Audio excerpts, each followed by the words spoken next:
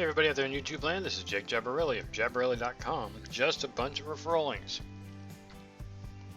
I feel like someday I'm going to change that. In any case, I've been spending a lot of time on crypto mining. And now that I've finally gotten into the GPU mining space, it has become apparent to me that GPU mining still has value. Not nearly as much as it did several years ago, but it still works, still makes money, and it is more profitable than not. And that's what I want to get at today. I'm not going to talk about my giveaway. You guys heard about that last video. I feel like I almost beat that horse to death. But it's not to say that I'm not still excited about going up in I'm much more excited about this topic because this is a money-making proposal that literally will make me or you money. So I'm using NiceHash because NiceHash is one of the larger. There are lots of them out there. There's lots of ways that you can mine, but NiceHash is, as far as I can tell, one of the most consistent. I bought two, as I said in the previous videos, AMD RX 470 4GB cards, which are currently really cheap on the market because, pardon me, ETH or Ethereum mining has become, or the DAP has become too large. That's the file, the digital file you download in order to do the hashing, has become too large to load into a 4GB card on Windows. If you use a Linux operating system, you're not going to run out of space.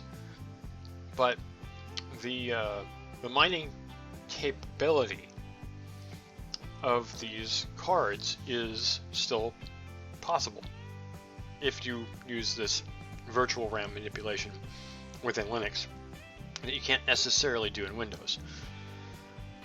So, at least for now, there's predictions that sometime around the beginning of next year, some January something of 2021, it may not be possible at all to use 4GB cards any longer. In which case they'll go back to being useful as, graphics cards, the way they were originally intended. But what I wanted to talk about was my comparison between a company that makes mining rigs for an honestly impressively inexpensive price, even for those cards that are slightly more expensive. They're all AMD build cards. They do make an Intel build very expensive, honestly not worth it at all in my opinion. But let me just show you here. So Crambu, which is I believe a type of nut, but it's a company in Washington. That's Washington State, not Washington DC. It's Washington on the far west side of the United States, up in the upper northwest corner near Canada. Makes this product, which is a 3U tall server, which in it has 6 cards, 6 of any card that you like. In particular, this is the 470, which I'm currently using. And I wanted to know if it was practical for me to buy all the hardware off the internet through eBay or something like it to comparatively build something comparable in price. And this is my result. Sorry if it's small for those of you on small screens. Let me just change that real quick so you can see. Alright, let's get rid of these extra zeros we don't need. Here's the Crambu base, the base model which I was showing over here in eBay. And here is what I calculated based on what I found on eBay and with other products that are somewhat new. It might be possible to do it for less than this, but they still got to consider shipping. And the nice thing about the Crambu is it ships for free. So even if I got all this stuff, these are just the prices, not the shipping costs. So all in all said, this is probably directly comparable. And on top of that, I still got to build this thing. And if I buy more than one, I got to build more than one, which means I have to buy more. They basically try to get out the fact that this is a better deal. I don't work for Crambu. I just found them on eBay. They seem to make a good product. I'm promoting it because I think I'm going to buy one of these myself. But what I wanted to kind of point out with their site is they offer more than just the cheapest model with the 470s in them. You can get 474, 478, 570s, 578s, different sizes here. They have the RX 578 gig, 570 or 588 gig, the 578 gig for varying higher prices up to, I think this is the highest price. Honestly, this is not worth it. It's more future-proof, but if you're looking for something that would probably recoup its price within 6 months, this is the better buy currently. But I'm just trying to compare that with this calculation here. So I'm looking at doing this right now. Now, the things I don't include in this are, of course, the cost to actually use the equipment, that is mining, the power required, and of course there's a heat factor. So one of the things that a lot of people don't maybe consider right off the bat is when you're combining 6 graphics cards into a box, it's going to produce a bit of heat. I'm currently running 2 of these RX 470 4 gigs, and right around the unit, yeah, there's a lot of heat. If there were 6 of them running, that would be a small heater. And I mean, consider how much each card uses. Each card, I believe, is 150 watt. 150 times 6, yeah, 900 watts worth of heat. It's kind of like a personal space heater.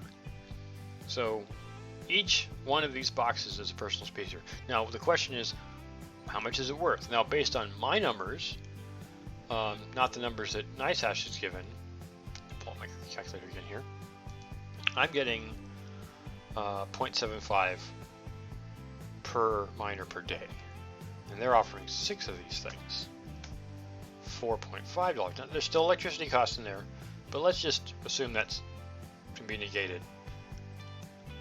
4.5 per day for 1,000. How much is it? $1,000 roughly. I think it's 1,050, but let's round. How long?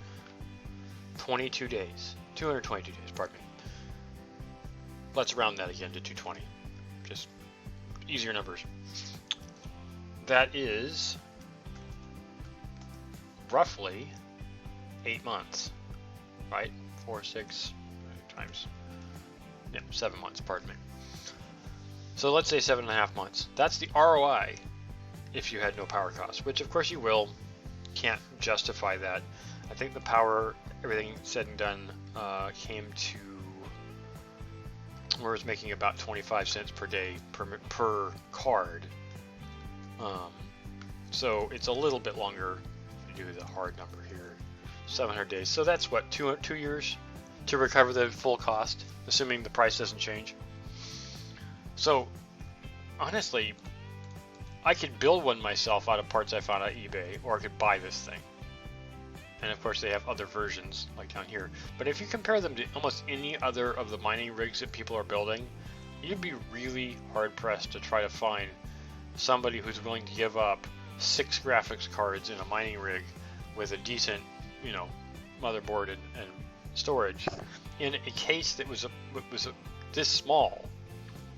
Most of these deals that these people build are quite a bit more expensive. This is just a frame, or just a unit, single unit. Here's more and more what I would expect to pay for a mining rig. Minimum 1,000, upwards of $3,000 to $5,000 to $10,000 for rigs that people build. They're obviously in the business making money. These guys are doing it with refurbished cards. So honestly, I'm pretty impressed. Like I said, I tried to find all these pieces of hardware to try to equate what Krambu is doing, and they're doing a good job. Their idea is sound and simple, easy to use, easy to put together. It's brilliant. So I'm considering buying one of these boxes because I know, like I said before, it'll make me $4.50 a day. Subtracting out, I think it comes to 75%. Whereas, pardon me, that's wrong. 4.5 times 25. There we go. So make slightly over $1 a day per full machine.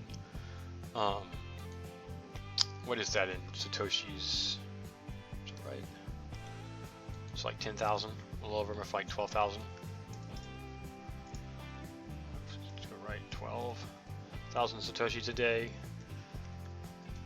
Oops. So 4.3, 4.25 million Satoshis a year from just one machine.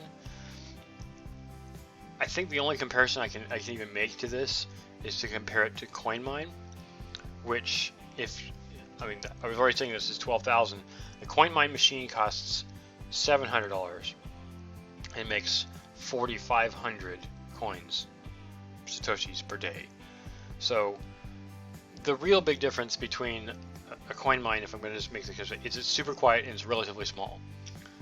This machine is really not quiet and really not small.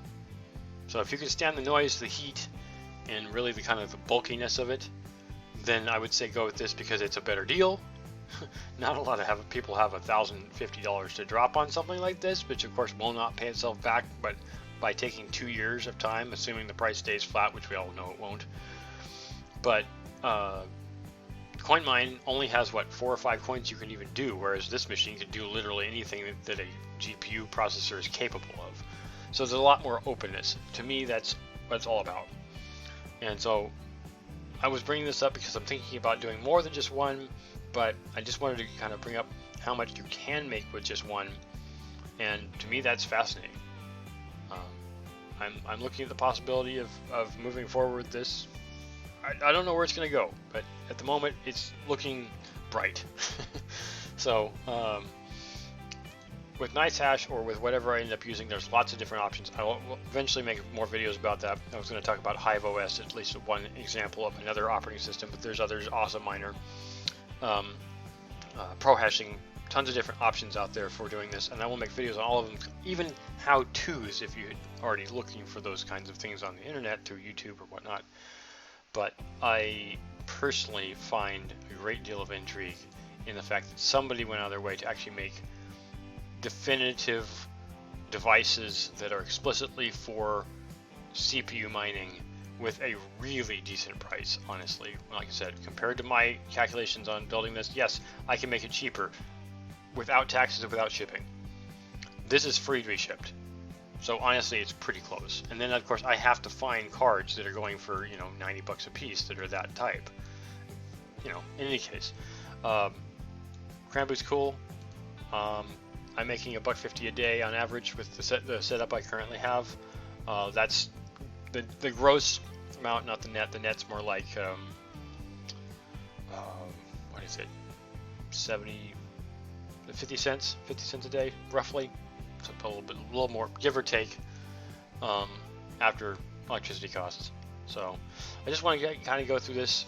I'd be interested in knowing what other people have done. I definitely know a lot of YouTubers who are like VosCoin, who's a monstrous coin farm of his own.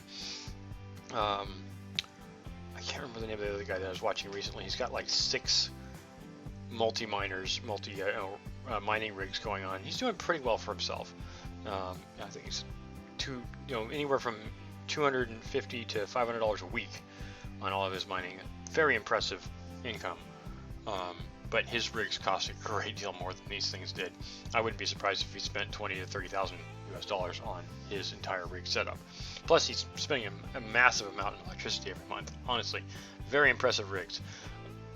I'm not trying to get into this massive thing, but it's still intriguing to me, so I'm telling my audience about it. Just want to let you guys know that that's what I'm doing and what I'm looking into. I'm still going to be making videos on other topics that are probably not explicitly crypto mining related, like Townstar.